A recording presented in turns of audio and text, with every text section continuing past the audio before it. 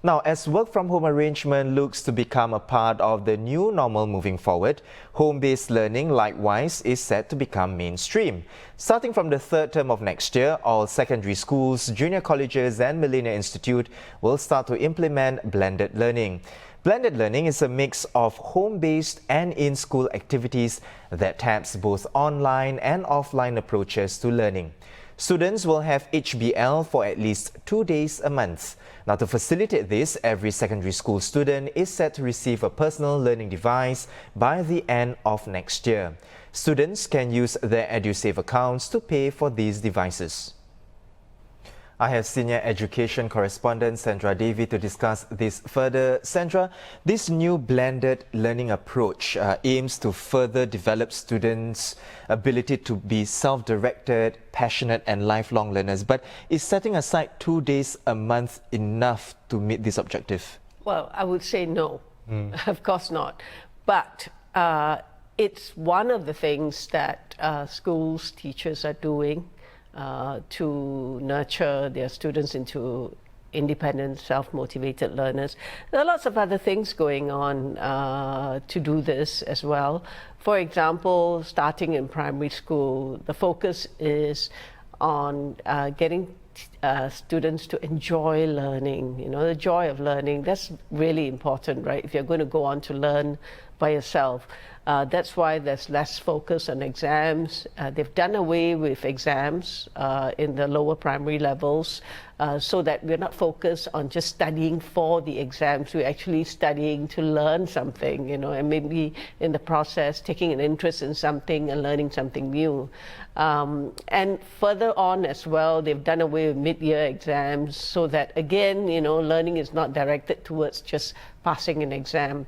The new PSLE scoring system, where you don't have to chase the last mark, again, that is to help students enjoy learning and not for the sake of getting more marks. Yeah. And Sandra, then how do we know if it's working out for the students or even the teachers as well? What are the measures of success for this blended learning approach? Well, that's the thing in education, the results can only be seen years later down the road. So I guess in this case, hopefully we'll develop generations of Singaporeans who will enjoy learning. Even after they leave school, they will go on to pursue lifelong learning, take up courses in areas that they are interested in, that will expand their role in their careers, and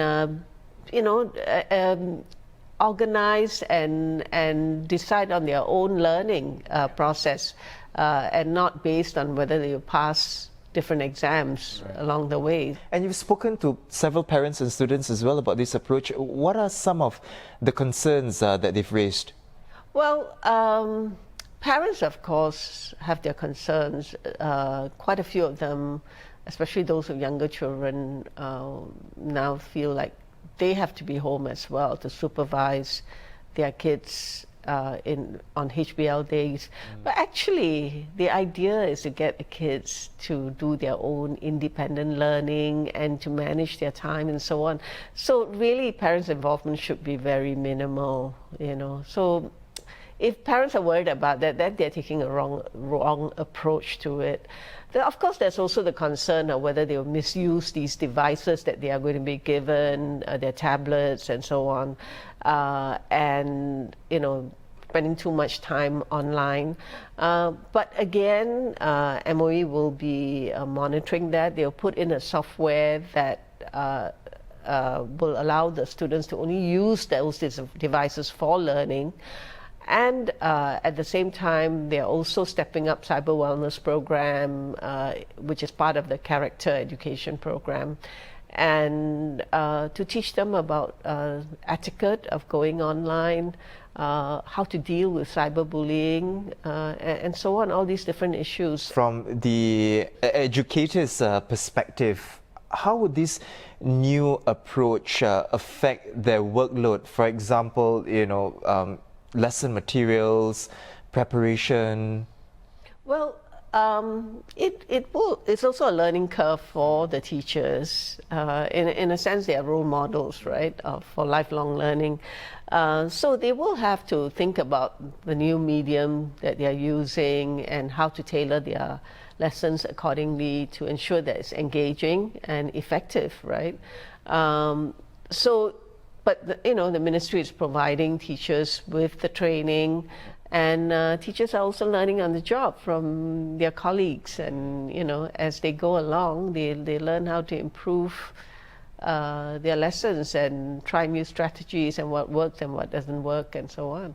Yeah. Right. So yeah, it's both a learning process for the students and teachers as well. Well, thank you so much, Sandra, for coming in to speak with us, and of course for your insights as well. That was Senior Education Correspondent Sandra Davie.